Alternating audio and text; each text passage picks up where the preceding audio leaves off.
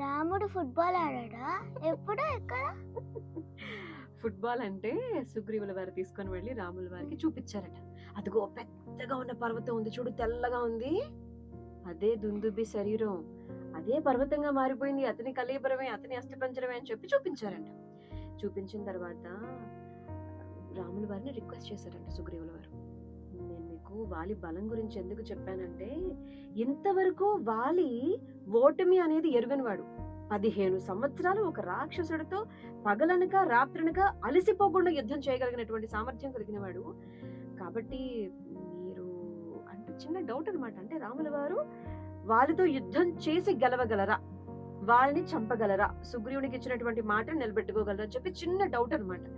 అయితే వెంటనే లక్ష్మణ స్వామి అన్నారంట, సరే ఏం చేస్తే మా అన్నయ్య నీకు నమ్మకాన్ని కలిగించగలుగుతారో చెప్పండి, మా అన్నయ్య చేస్తారు అని చెప్పి అన్నారంట.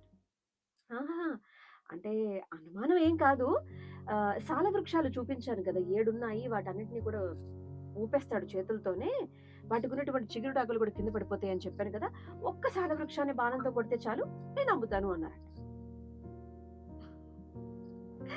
ఇప్పుడు నేను మీకు అస్థిపంజరాన్ని చూపించాను కదా, దాన్ని 200 బాణాల దూరం మీ అన్నయ్య కాలుతో తన్నితే గనక, అది వెళితే గనక నేను నమ్ముతాను అని చెప్పి అన్నారంట. ఎంత చిన్న విషయం ఇది.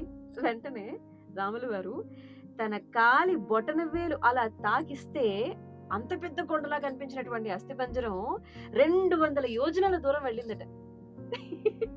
ఈయనకి షాక్ అనమాట. సరే ఇప్పుడు ఏంటి, బాణం కదా వెయ్యాలి. ఆయన కనురెప్ప మూసి తెరిచేలోగా ఎప్పుడు బాణం తీశారో, ఎప్పుడు వింటినారికి సంధించారో, ఎప్పుడు బాణాన్ని వదిలారో తెలీదు. అలా వెళ్ళి 7 సాల వృక్షాలు కూడా తెగిపడిపోయి మళ్ళీ బాణం వచ్చి భూమిలో నుంచి, పాతాళ లోకం నుంచి మళ్ళీ వచ్చి ఈయన వెనక ఉన్నటువంటి అంబుల పొదిలోకి వెళ్ళి కూర్చుందంటది. కళ్ళు మూసి తెరిచేలోగా అంత ఫాస్ట్ గా అనమాట. దెబ్బకి షాక్. సుగ్రీవుల వారు వెంటనే వెళ్లి రాముల వారి పాదాల మీద పడిపోతే ఆయన తల మీద ఉన్న కిరీటం నేలం తాకింది, కింద పడింది. వెంటనే నన్ను క్షమించండి, మీ బాణ వేగాన్ని ఇంద్రుల వారితో కూడా నేను కంపేర్ చేయలేను, అసలు అంత ఫాస్ట్ గా ఉంది, నన్ను మన్నించండి అని చెప్పేసి రిక్వెస్ట్ చేశారంట.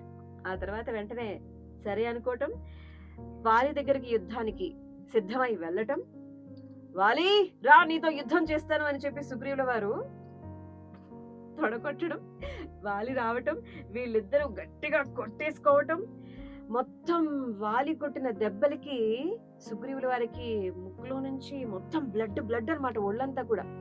అమ్మా అనుకుంటే మళ్ళీ వెనక్కి వచ్చి రాముల వారిని ఇలా చూసారంట.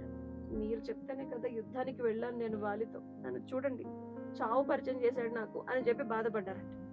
మరి వాలిని రాముల వారు చంపేస్తానన్నారు కదా, ఎందుకు ఇంకా చంపలేదు? ఎందుకు అన్ని దెబ్బలు పడ్డాయి పాపం? అన్ని దెబ్బలు సుగ్రీవుల వారు ఎందుకు తినాల్సి వచ్చింది? ఆ తర్వాత ఏమైంది? వాలి చనిపోయారా? ఎలా చనిపోయారు? ఏం జరిగింది? తెలుసుకోవాలంటే like, share, comment and subscribe చేయాలి. నువ్వు నేను ఒక కొత్తకి. బాయ్.